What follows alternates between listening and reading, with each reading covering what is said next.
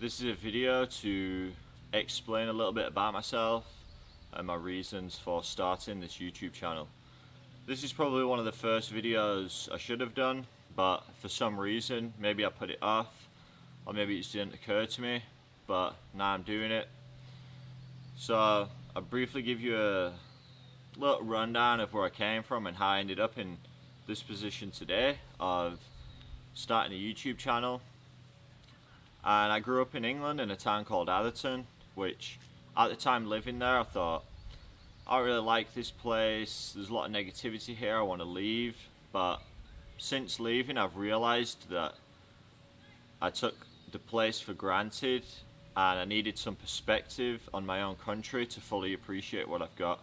Because anything that you have, it's hard to fully appreciate it in the moment. It's usually not until you've lost something that you realise how good you had it or what you had. And so that thing happened to me in my town. I thought the grass is always greener on the other side. I want to explore the world, see what's out there. And I looked around at the standard way of doing things, or the societal rules that we had, which was get an education and then you get a career, you work that 30-40 years, you save up money, and if you're lucky enough at the end, you get to then live out your dreams and do what you want to do. I thought, why wait until I retire?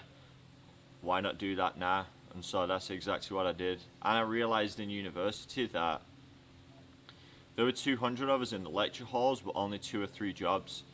And it was going to come down to who was willing to sacrifice the most hours, work the hardest, dedicate the most amount of time to it, put in the most volunteer hours. And I thought, this isn't the dream that is being portrayed out there, that get a university degree and your perfect job's waiting for you. That's very rarely the case.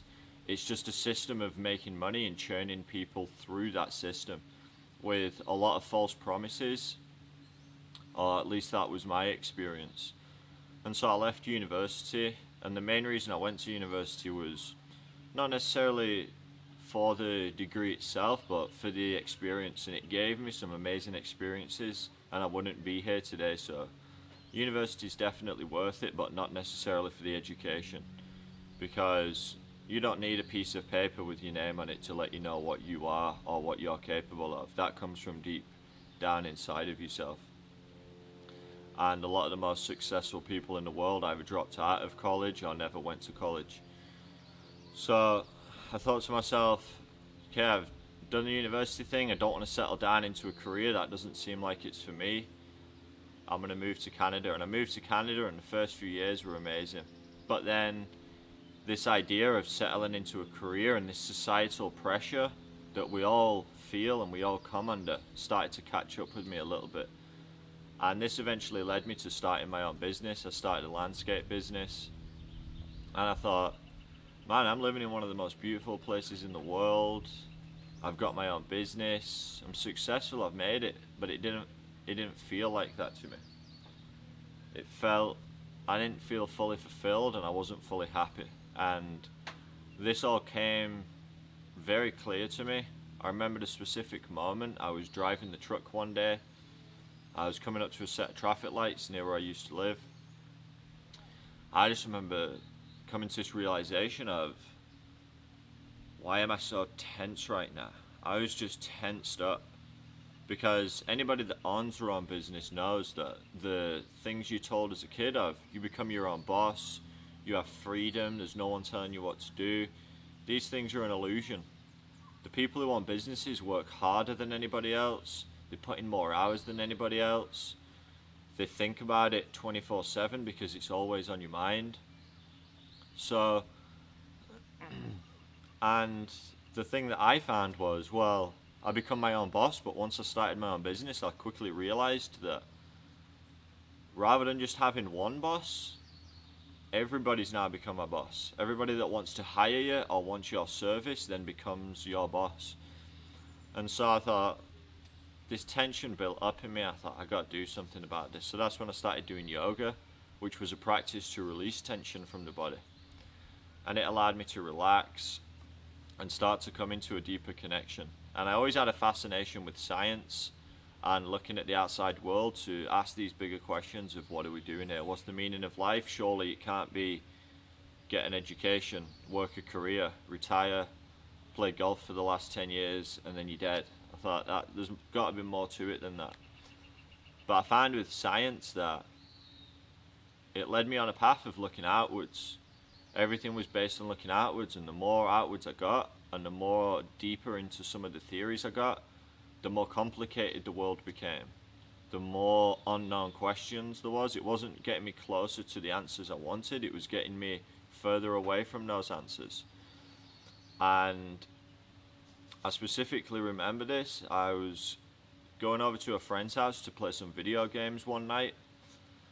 I think the video game was probably either FIFA or Diablo 3. And as I was walking into his apartment building, I just stopped and I looked up at the sky and the stars were out, and it was a beautiful evening. And I remember thinking to myself, whatever this thing is, I'm a part of this thing. I am this thing. And so I thought, well, the answers aren't going to be out there, it's just becoming bigger and more complicated. What if I turn it around and start to look inside of myself? And that's what deepened my yoga practice, because the whole practice of yoga is to flip that switch of looking outwards with all of our senses to the principle of the third eye, which the third eye can turn 180 degrees to look within inside of ourselves. And once I did that, it was a game changer. I started to learn I got really into psychology and these things, and started to realize a lot more and become a lot more self-aware, because we all live in our egos and we think we know ourselves. But for me, I didn't realize how neurotic I could be at times, and how much conditioning that had been brought up with, or that had been passed down from previous generations, had affected me in the decisions that I was making. Even when I first started to make these YouTube videos, I would look at some of the first videos when I watched them back and think, wait, is that how I'm coming across? Because in my mind, that's not how I was trying to portray myself, or that's not what I was trying to, it was a little bit different than what I thought it was in my mind. And I'm sure a lot of people can relate to that. So, had a fantastic childhood, grew up in England, always wanted to explore the world, came to Canada, did the thing, work hard, put in a lot of hours, start a business, and that led to a midlife crisis at 28. Had my midlife crisis, went through my spiritual phase of becoming a spiritual madman, got into yoga, my yoga teacher training, that's a whole other story, but to summarize that pretty short, I accidentally joined a cult and ultimately didn't finish because I got kicked out at the end because I was not willing to conform. But that taught me a lot about myself, that I'm a kind of person who likes to figure things out for themselves. And that's why I never subscribed to any particular religion, because I thought, why limit yourself to just one thing or one idea? You're all saying the same thing anyway. If I'm open to everything, then that's beneficial, and I can take things from different things. Because if you follow science, a lot of the scientists that I was listening to were against religion, and anything that couldn't be proven in a scientific theory was considered woo-woo. But in my experience, a lot of the spiritual things and a lot of the woo-woo felt a lot more real to me, and I could sense it in myself. I didn't need some person to tell me that they'd proved it through some sort of experiment. I just had to feel it myself. I was the experiment. My life is the experiment. And so I wanted to share my experience and start teaching yoga videos because it helped me so much. And anybody that's been a subscriber to the channel from the beginning knows that that's originally how this channel started. It started as a YouTube yoga channel. And I love teaching yoga classes, and it's something that I've not done for a couple of weeks, so I'll do another one of those videos. But a part of me realized that I was hiding behind the persona of being a yoga teacher. I was using that as a crutch, so I didn't have to fully come out and be myself, because being yourself and speaking what your opinion is and not what things you've been told puts you in a vulnerable position. And we don't like to be vulnerable. We like safety and security of creating these personas for ourselves or hiding behind somebody else's idea, looking for guidance, because it gives us security. But stepping out and finding our own path in life is rewarding, and it is a little bit daunting and a little bit scary because there's a lot of unknowns, but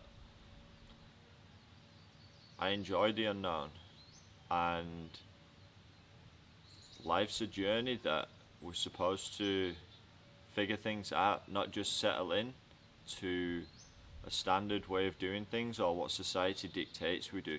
Because for me, that didn't lead to happiness and fulfillment. It led me to stress and anxiety.